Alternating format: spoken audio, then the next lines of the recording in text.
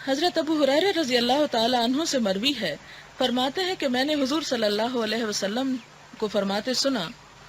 جب نماز کے لیے اذان کہی جاتی ہے تو شیطان پیٹ پھیر کر بھاگ جاتا ہے، یعنی اس جگہ پر نہیں ٹھہرتا جہاں پر اذان کی آواز آئے، باہر اس دائرے سے نکل جاتا ہے اور ہوا خارج کرتا ہے تاکہ اذان کی آواز اس کے کانوں میں نہ پڑے، اور جب اذان ختم ہوتی ہے تو آ جاتا ہے، حتیٰ کہ جب نماز کے لیے اقامت کہی جاتی ہے تو پھر واپس چلا جاتا ہے، اور جب اقامت ختم ہو جاتی ہے پھر واپس آ جاتا ہے، اور آدمی کے دل میں وسوسے ڈالنا شروع کر دیتا ہے، کہتا ہے فلاں بات یاد کرو، فلاں بات یاد کرو، جو بات پہلے اس کو یاد نہیں ہوتی وہ بھی یاد کروا دیتا ہے، حتیٰ کہ نمازی کی حالت یہ ہوتی ہے کہ اسے معلوم ہی نہیں ہوتا کہ اس نے کتنی نماز پڑھی۔ اور اس سارے کے باوجود ہم کہتے ہیں کہ نہیں، ہم شیطان کا ہم سے کیا کام، شیطان ہمارے ساتھ تھوڑی ہے۔ آپ کو یہ تو معلوم ہے کہ شیطان جو ہے وہ ہر شخص کے ساتھ لگا ہوا ہے، اور یہ جو بات ہے نا وہ اسے نماز میں یاد کراتا ہے۔ تو ایک وہ شیطان ہے نا کہ جو ہر انسان کے ساتھ ہی پیدا ہو جاتا ہے اور زندگی کے پہلے دن سے لے کر موت کے آخری لمحوں تک اس کے پیچھے رہتا ہے،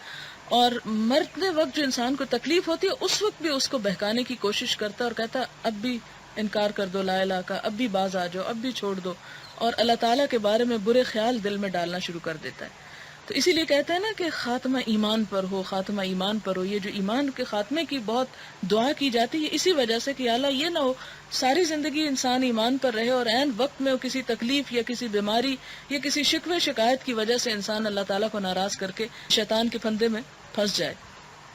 تو ایسا ہے کہ آپ یہ کہیں گے کہ شیطان کو وہ باتیں کہاں سے یاد آتی جو ہمیں یاد کراتا ہے۔ تو اس بات کو سمجھنے کے لیے آپ یہ چیز ذہن میں رکھیں کہ ہر انسان کے ساتھ جو شیطان ہے جسے ہمزاد کہا جاتا ہے، ہمزاد کا لفظ آپ نے سنا ہوگا، یا موکل کہا جاتا ہے، لفظ مشہور ہے اسی لیے میں فیمس لفظ استعمال کر رہی۔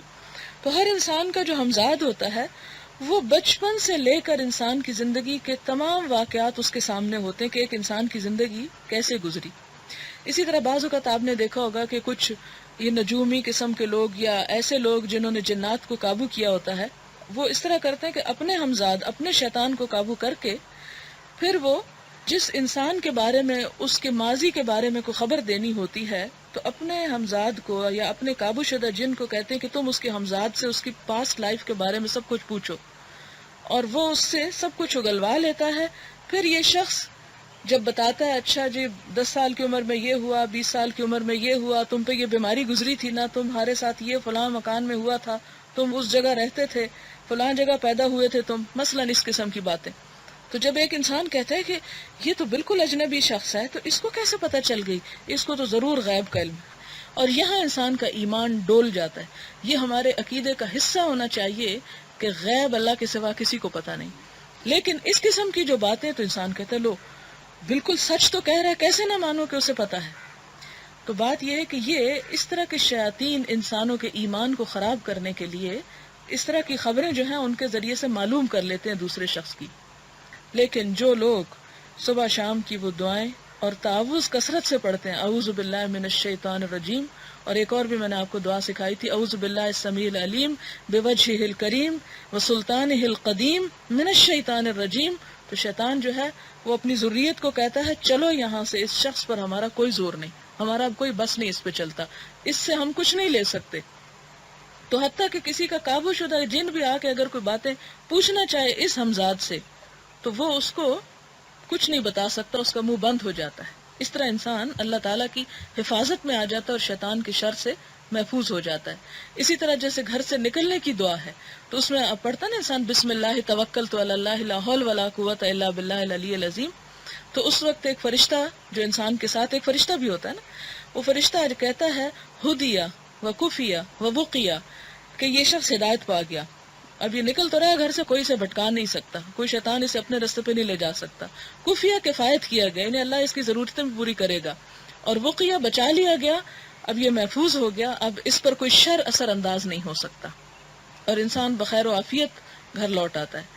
تو اس طرح کے جو کلمات مسنون دعائیں ہمیں سکھائی گئیں وہ تمام انسان کو اللہ تعالیٰ کی حفاظت میں لے آتی۔ آپ اس سے اندازہ لگائیں کہ جب ہم قرآن پاک پڑھتے ہیں تو قرآن پاک ہی میں لکھا ہوا ہے کہ اذا قرأت القرآن فاستعذ باللہ،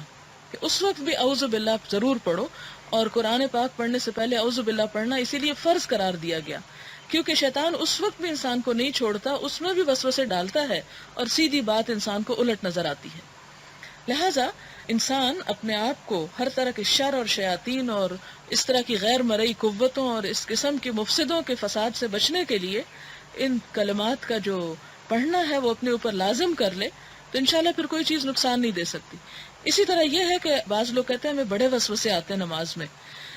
تو اس سے پہلے بھی انسان 3 دفعہ یہ دعا پڑھ لے، اعوذ باللہ السمیع العلیم بوجہہ الکریم وسلطان القدیم من الشیطان الرجیم، تو آپ محسوس کریں گے کہ انشاءاللہ ان وسوسوں میں کمی آئے گی۔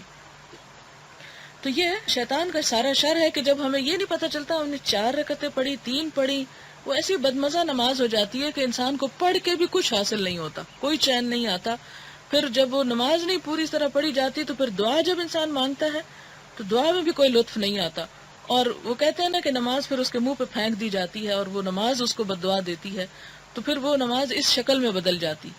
تو شیطان کا یہ شر جو نماز کے وقت انسان کے اوپر مسلط ہوتا ہے، اس سے پناہ مانگنے کے لیے اللہ تعالیٰ کی مدد کی ضرورت ہے انسان کو۔